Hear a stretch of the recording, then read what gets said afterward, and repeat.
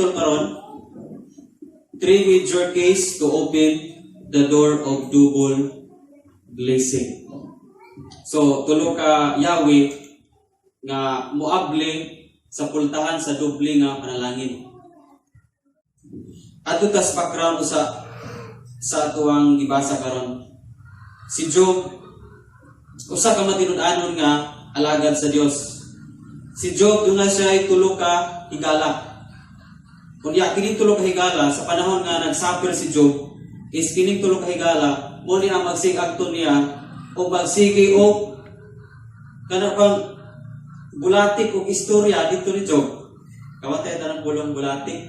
Kana bang murag ulog-ulog nga istorya ngadto kang Job. Pero insert dili tinuod ang ilang isulti. And si Job naasa sa iyang pagsuffer, siya ang isulti og tinuod sa Dios. Nga maabli nato. Number 1 nga Yahweh igsoon para maabli nato ang dagkong mga panalangin. Understand the power of trusting. Kinahanglang ma-apply nimo ug masabtan nato mga Kristiyanon ang gahom sa pagsalig. Ngano man nga ang pagsalig doon na may blessing. Na ato mong gulagway si Job, mapanalangin daw si Job, o wala siya mong padayon sa iyang pagsalig sa Ginoo. Dili siya mapanalanginan. Pero ang pagsalig ni Job, grabe kanino ang pagsalig ni Job. Now, atong pagbase. Dato kay si Job, from the start, dato kay siya. Tapos, ang iyang anak, magpuli-puli o kumbira. Then, ulo ka mo siya kabuk anak, dagan kayo sa mga hayupan, muna iyang kadato. Pero bisag dato si Job, still nag-worship sa Ginoo. Wala siya nagpabaya ba sa iyang pagkamasilimbahan sa Ginoo, bisag daghan na kayo sa kwarta. Siguro ang iyang mga anak, siging kaimpitar niya, Pata, magkumbira ka. Kaming pulo ni mga anak, imo ming tambungan. Kung imong basahon sa istorya, si Job is walang kutambo sa mga kumbira siyang anak. Kung sa iyang gibuhat, kada adlaw kahadlat siya sa Ginoo o mga halad nga para pasayloon ay mga anak. Kaya wa siya kabalo kay basig katong iyang mga anak nagiyaka na dito og lunang nagkahilayan. Ay siya mo'y sige og worship sa Ginoo. Tanawan ang pagsalig ni Job. So, dunay power ng pagsalig. Igsoon sama na nagahan sandigan na baka ng pulong pagsalig is gasandiga na kay gisandigan. Na ughaon mo na yung gisandigan sigurado kang matumba. Gusto ang Diyos ng ganining tuiga na agitay sandigan para nga doon natin makuha nato ang double blessing. O kinsa atong sandigan igsoon, musalig kita sa Ginoo. Ayaw saligin ang trabaho. Ayaw saligi ang imuhang kinabuhi. Usay musalig na sa tuwang kaugalingon. Pero ang gusto sa Dios, naagyo kay saligan bisan pag naa ka. Bisan pag dato ka, naagyo gusto sa Dios nga naagyo kay saligan. Si Job wag mo wala ang pagsalig bisan pag dato. Now, ato ta siya mga anak.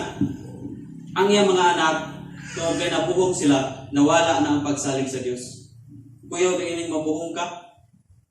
Kuyaw din panahon sa punansya. Kaya hindi mo nimo masabtan ang power of trusting sa panahon sa punansya, mawala ang pagkamusilimbahan. Tanawan na kuning pulo ka pa kanan ni Job, nawala ilang pagkamusilimbahan. Nawala, di ba? Si Job nalaman nagsimba. Ato putas asawa ni Job. Asawa ni Job is nisandig po sa Ginoo. Sila po si Job, nagsandig sa Ginoo, salig sa Ginoo. Pero sa pag-abot sa sufferings na, daghanang nawala ang pagsandig sa iyang asawa. Pilipino silang duha, nagsandigan na sila. Salig kita sa Ginoo na. Pag-abot sa piring, nawala itong mga hayupan, nawala yung mga anak. Nabutangan ng mga hubag si Job. Yan ang asawa. Magpabilin ka bang musalig sa Diyos? Sa ito, panawala na niya pagsalig. Si Job igsoon, gitan sa punansya, salig sa Ginoo. Gikan, hantod nga nawala, salig yapos Ginoo. Hantod nga nagantos siya, salig yapos Ginoo. Muni ang power of trusting. Naakay, kinahanglan sa digan. Bisan pag na'y mawala nimo, nagsalig lagyapon ka sa Ginoo. Paligsoon, if na'y mawala nimo, ala, salig yapon sa Ginoo. Musimba yapon ka sa Ginoo. Ikaduha igsoon, imong buhaton. Understand the power of trials and suffering. Moni ang ikaduhang dagkong yawi, ang mga pagsulay o ang mga pagantos, trials. Kung walay trials nga moagi nato, dili kun nato maabli ang doble nga panalangin. Kabalo mo ang trials, mo na siya usa ka way o pamaagi nga moadto kas final. Understand the power of trials and suffering. Now, pareho ra gud sa ato ang naagi sa atong church, ang story gyud ani nga church. Gantos kita sa una. Ako ini siyang hulagway kung giunsa pag-bless ang Ginoo ang atong church. Sa una sa pagsugod is gantos ni. Yaagi ni mga trials atong church. No, nagsugod ta og balay. Nga gamay lang kayo ang balay. Lugos mi maaram. Pero nakita sa Ginoo, ay sabi lang na pag-anto sa lamuan ng gamay ng inyong tigumanan. Di giadto mig library. Ikita mas Ginoo nga kinahanglan na gumug dako-dako. Giadto library. Kinag-antos gyapon nig soon sa Diangamis library. Puno mi og paglibak o pagsaway sa mga silaoy mga estudyante. Adlaw Domingo mag-eskwela. So, daghang mga nasinati namo and uban sa mga kaubang tigsimbahan is di na mo simba tungod kay daghan kayong mga murag nakaali ba tungod kay eskwelahan inana so nag-antos gid mi. Hala, hilak mi kampo. Nakita na po si Ginoo nga muna yung pag-antos ng iyong Ginoo trials na lang yun na. Padalaan ta og simbahan. Itukuran ta og simbahan. Amen ang mabata diha. Grabe pag-antos na nagyan ini.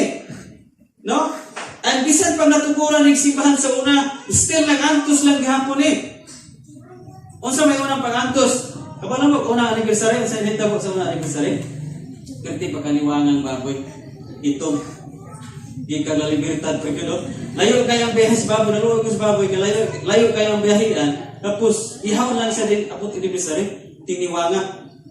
Ikso, nag-antos bis ka ulaw. Kaya pa ka mawala ka ng murang kupras ng iyang palot.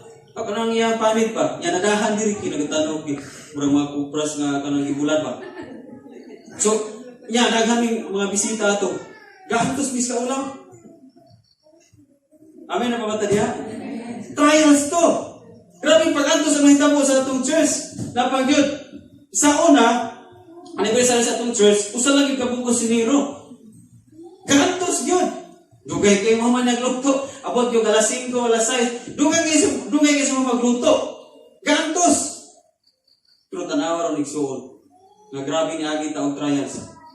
Di ba, gidubli-dubli sa Ginoo? Sa unang gantos, tagamay tigumanan. Ipanakan niya tigumanan. Ya kay murag karon murag giantos na mo tagamay. Kay murag gigot-got tapod. Simple dahil nga padakan na pod. Amen. Now sa una usa ka buko siniro antos siya. Karon igsoon may dagan siniro na. Ato pasalamatan na Ginoo na sa paglakat ng siniro. No, napagyod.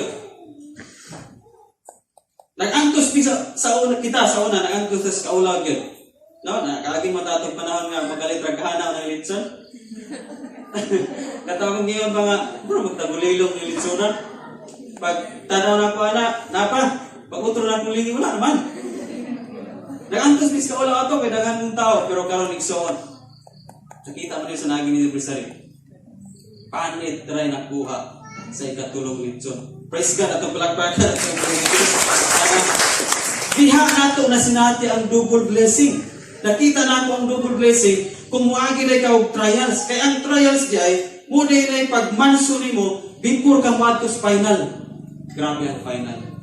Kasapper tas kaulaw, pero gidubli sa Ginoo ang panalangin. Amen? Amen. Nadasig ba ta? Amen. Last nga, Yahweh igsoon. Understand the power of giving. Mauni ang dagko yung Yahweh nilang tulog. Dami mga Yahweh gagmay, pero kanig yung tulog, may pinakadagko. Understand the power of giving. Imog yung samton ang gahom sa paghatag. Grabe. Ganun eh? Now, ingon ta mo. Ganun i-practice sa atong church ang first fruit. Muna yan may tabo. Doon katuwing na nato na practice ang first fruit. Kana bang mag-fruit offering ta sa every anniversary. Grabe so ang blessing na tabo. Dili lang gi-bless atong church. Dili lang kamo gi-bless. hasta po ang iyong pastor, gi-bless. Amen? Siguro dahil yung makita, kung ba mo kag motor, pastor, i-bless na ikaana. Na ay mga blessing sikreto nga nabot sa kuha, nga dili ninyo makita sa inyong mga mata. Amen? Praise God? Naaba po sa inyo ha, nga na yung mga blessing na nabot sa inyo ha, dili makita sa mga mata. Ikaw lang ay kabalo. Kaya niabot na nimo nga wala nimo lamang. Muna siya, understand the power of giving. Now, sa hapon, nag-meeting is mga pastor, and sa missionary rin, madiri sa ini, kana ko nga, tungod yun sa first fruit. Tungod po sa, na-apply nato ang caroling, katong faith promise nato. Nga naman, nini nga tuig, niyong si Reverend Ma, atong ayuho ng inyong balay. Okay? Bago ka ganit yun ha? Atong ayuho ng iyong balay, ang 50% nga gusto na is kuwaon sa simbahan. Kanya ang 50% ilaha. Insert, wala bibisag piso nga ipagawas anak. Wow, praise God. Atong palapagan atong buhay ng no? Pero nagulat kami kayo, wala mo siya maragay. Kaya ba nang katunga? 50. O, diba? So, ito na. Grabe eh. Ang kanang understand sa power of giving. Napag yun. Gainan mo niyang hapon nga, kamo mga pastor tanan is mo-appeal mo o feel health. Kaya nakunan na siya o katabang. And then, wala mo bisag piso ang gastoon. Ang kwarta niya po na is kuwaon sa church. So, kaming tanan gainan. Asma, ito palakpakan ng buhay nga Diyos sana. Nagdubli-dubli na ang blessing wa pa gani December. Nasinati na namo gadubli-dubli, no? Nagwali si Reverend Ma o January 3 sa double blessing atong minggo ba? Pagka Miyerkules igsoon abot dahil ni duha ka buk sinilas namo. Usay ngalan sa sinilas, Crocs. Kailan mo Crocs? Naglibor agad. Karon pagkuana ka sinati na sinilasa. Siguro nakita sa Ginoo kay pagkamandi ni naligo mi kadaghang subla, pagkamandi ni naligo mi sa lama nang ulikta mi mga sinilas daghang kay dito, naragan iro dito. And kato mga kauban namo, nakadalagi mo duha ka buok, pangdula o basket. Lunes to ha? Pagka Miyerkules, yun ang Ginoo ayaw na. Na ako ihatag ni mong Crocs. So palakpakan na ito ang buhay ng Diyos. Double blessing yun siya. Ano man? Kay dili ra ka ako ang matagaan. Paris, iyaha akong ako. Doa ka buok. Double blessing. Palakpakan na ito. Masagay na ito ang buhay ng Diyos. Amen? So, challenge na ko igsoon. Diyan si pamili, kinalang masabta na ito ang power of giving. I-challenge na mo, gadili lang akong yung tagaan, tagai ang kauban ako mga pastor. Amen? Kaloy ang kauban ako mga pastor under sa missionary rin pa. Kung sabi na buwan kung kaloy na ninyo, tagaan ninyo ang kauban ako mga pastor, ang balos na kamo o kami. Pero kung ako rin inyong tagaan, kamo ang balusan. Pero kung tagaan ninyo ang kauban ng mga pastor, ang balusan na kami pamilya o kamo. Kung pasabot, whole jadi si pamilya, blessed ta. Amen? Busa ato ni practice so kay mo ni ang major case nga ma-open nato ang door of double blessing. God bless jadi si pamilya.